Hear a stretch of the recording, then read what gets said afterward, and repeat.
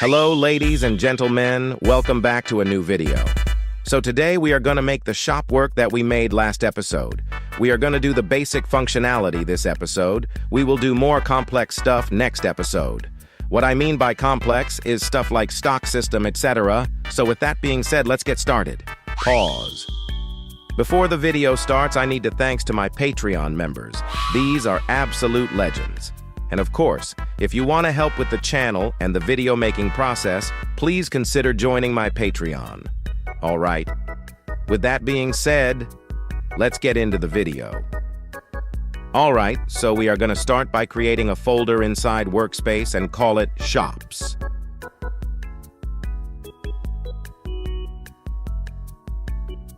Now move the shop touch part into that folder just like this. Inside the shop dummy, create a proximity prompt, and you can set the settings of it however you want. I'm just going to change the action text to Open Shop.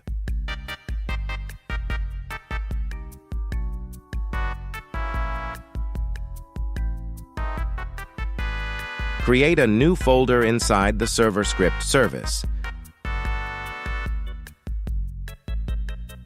And then create a new server script and name it whatever you want. This gonna be our server script.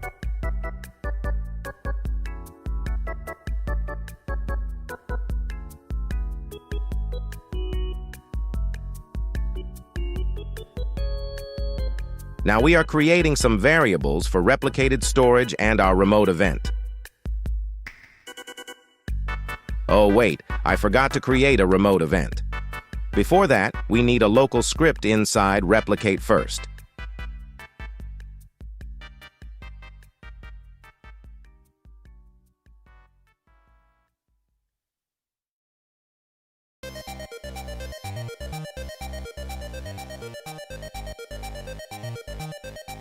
Now that is done, create the remote event inside replicated storage.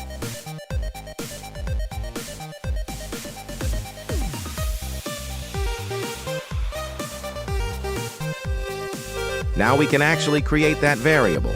Next, we are going to create a new function to set up our prompts. We are simply going to create a new for loop and loop, though the shops folder, and when each prompt gets triggered, it will open the shop.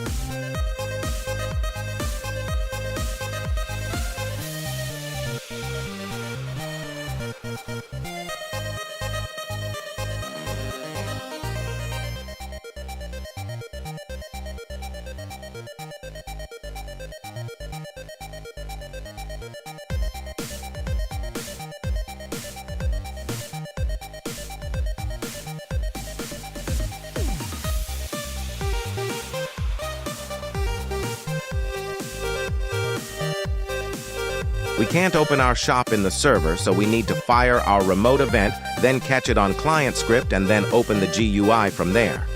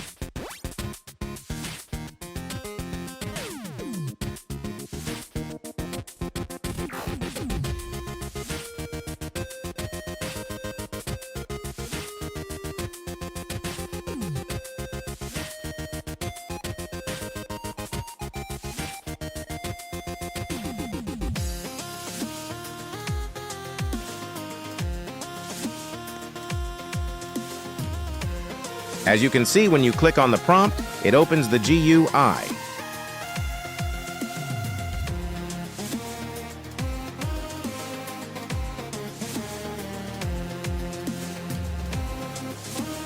Now let's quickly make a close button, so players have a way to close the shop.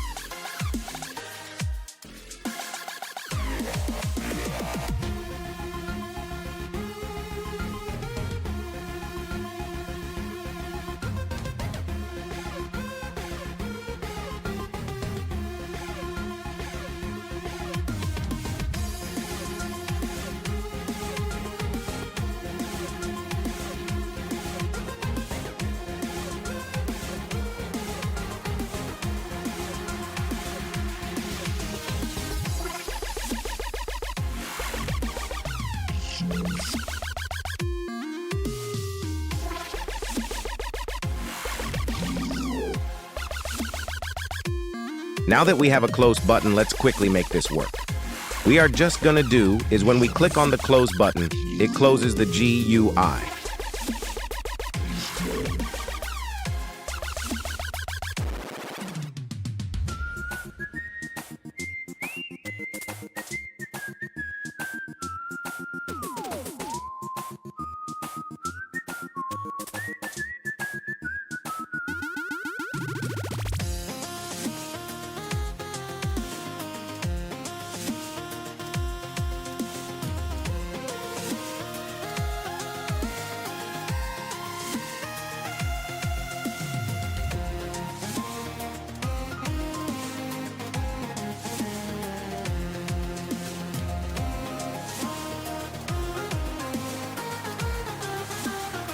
We can create a new function to set up the slots, like arranging them and naming, etc. We also need a module script to store our shop information.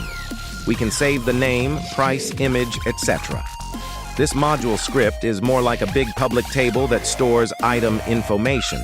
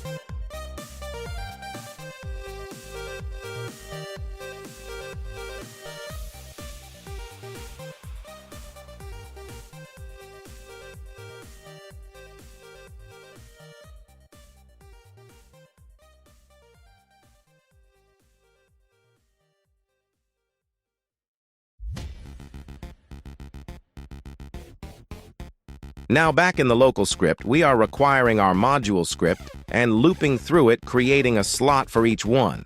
We just need to set the name and other stuff to the item name in the module. Module scripts are very useful for these kind of stuff.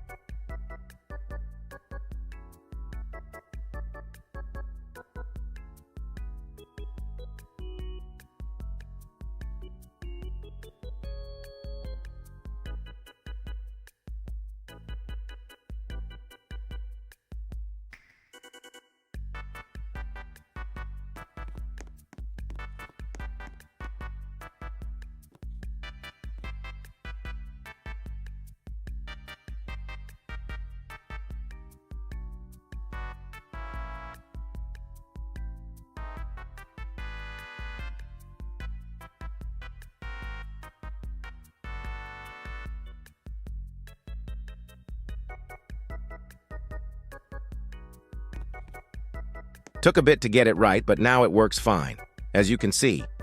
The cool thing is you can just add new items to the module and it will automatically add them to the shop. Isn't that awesome? We can also add an image ID to the module script. It will also work. Let me show you guys.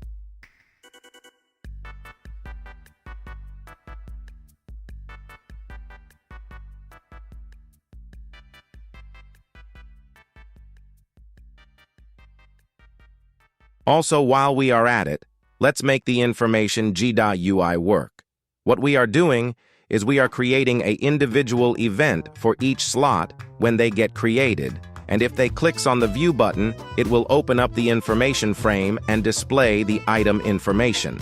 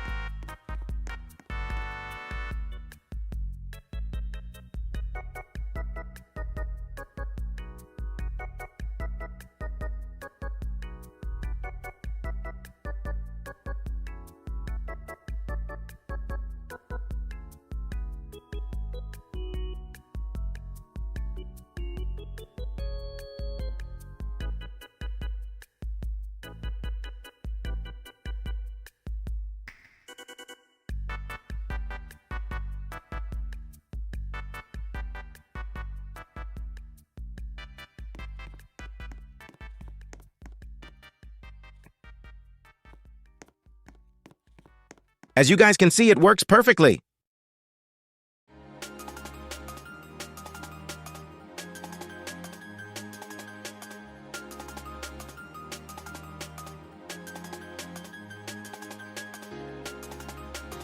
I'm just going to use a random image for testing. You can use whatever item you want.